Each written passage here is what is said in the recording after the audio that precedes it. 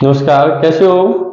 तो जो हमारा नेक्स्ट क्वेश्चन है, क्वेश्चन नंबर 10 क्लास 10th का, तो उसको रीड करते हैं एक बार। Two poles of equal heights are standing opposite each other on either side of the road which is 80 metre wide from a point between them on the road the angle of elevation of the top of the poles are 60, यानी जो angle हमारे 60 और 30। Find the height of the पोल, यानी हमें एक तो height find करनी है पोल की, एंड द डिस्टेंस, और क्या करना है, डिस्टेंस। ठीक है, इसको हम ग्राफ समझते हैं डायग्राम से। कैसे, जैसे कि एक रोड है, ठीक है, थोड़ा सीधा कर लेते हैं भाई। ठीक है भाई, यहां पे कितना दे रखा है बेटा, यहां पे 80 मीटर, तो ये 80 मीटर। ठीक है, इसके आमने सामने दो पोल लगे हुए हैं, एक यहां पे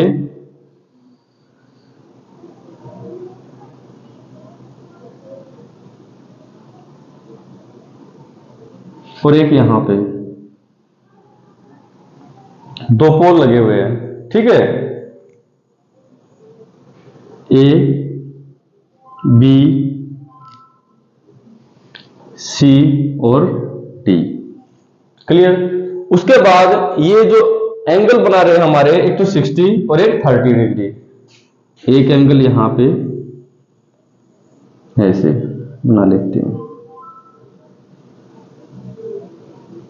एक 30 डिग्री और एक 60 ई पॉइंट पर, जिस पर ई पॉइंट पर।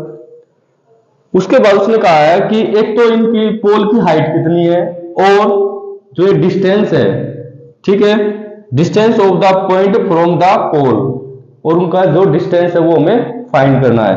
तो इसको तो हम h मान लेंगे, दोनों को h, और इसको मान लिया x। ठीक है, यहां से लेकर ये जो पूरी है ये 80 मीटर है, ये x है, तो ये कितनी होगी। सिंपल है, अगर ये हमारी x है, इस पूरे में से अगर हम इस x को माइनस कर देंगे, 80 माइनस x, तो हमारी b की वैल्यू आ जाएगी। ठीक है, अब हमारे दो ट्रायंगल है इसमें, 1 2। तो सबसे पहले लेते हैं हम DCE या CDE, कुछ भी लिख सकते हैं, इन ट्रायंगल DC और E। ठीक है, ये लिया, कितने का बना रहा है भाई, ये बना रहा है हमारा यहां पे टेंजेंट 60। ठीक है बेटा, क्या होगा, H यहां पे लिख भी लेते हैं, अगर हमें लिखना है तो, जैसे AB एंड CD क्या है, पोल, ऐसे लिख भी लेते हैं। और हमने ये लेट कर लिया है, लेट कर लिया है H, ये भी हमने H लेट किया है, ऐसे लिख भी सकते हैं, लेट यानी मान लिया है, और EC हमने X मान लिया है। ठीक है, अब यहां पे ये हमें इसको भूल जाओ थोड़ी देर के लिए, H बाय B क्या होता है, टेंजेंट 60, हमारा क्या आ जाएगा, H अपॉन EC क्या है, X। ठीक है, इसकी वैल्यू क्या होती है टेंजेंट 60 की, इसकी वैल्यू होती है √3, ये हो जाएगा H बाय X। यहां पे क्या आ जाएगी इसकी वैल्यू, 3XH। ठीक है, ये हमारी H आ जाएगी इसकी, √3x। अब सिंपल क्या करते हैं, इन ट्राइंगल ABE सेम वही, टेंजेंट कितना 30, H बाय BE हमारा कितना है 80 minus x, H by 80 minus x, इसकी वैल्यू क्या होती है बेटा 1 बाय √3, ये कितना हो गया H बाय 80 माइनस x।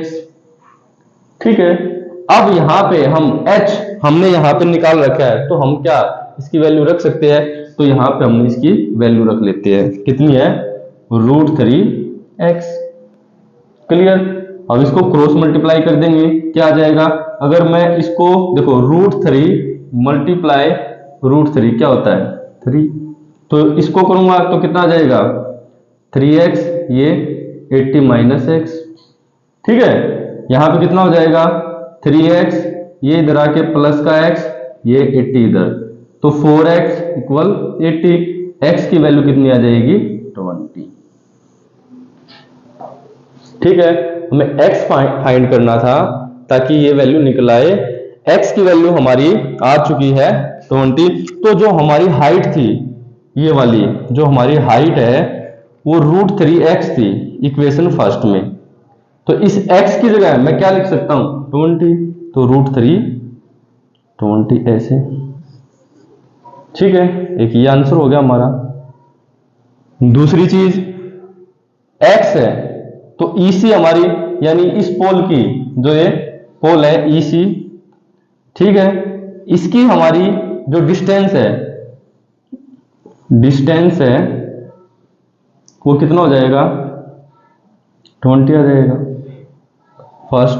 और सेकंड BC, इसका डिस्टेंस कितना आ जाएगा 80 माइनस एक्स।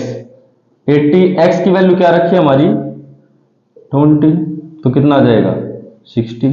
एक ये वैल्यू आ गई, एक ये वैल्यू आ गई। क्लियर। h हमारा क्या आ गया, h हमारा आ गया ये यहां से लेकर यहां तक b, यानी इन दोनों का जो डिस्टेंस है वो 20 का और 60 का। ठीक है, बिल्कुल इजी। ठीक है, ये हो गया। तो सॉरी भाई, ये BE होगा। ठीक है, गलती से BC लिखा गया, ये BE होगा। Thank you.